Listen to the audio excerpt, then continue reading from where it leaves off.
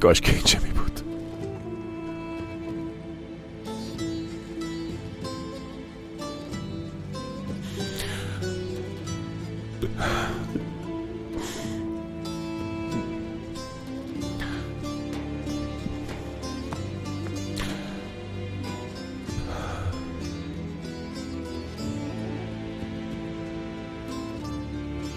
قسمی حس میکنم که با او خیانت کرده باشم،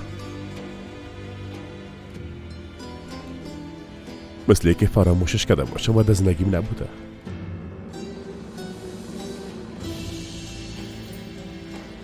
مثل که دستای من نگرفته و قلب ما آتش نزده.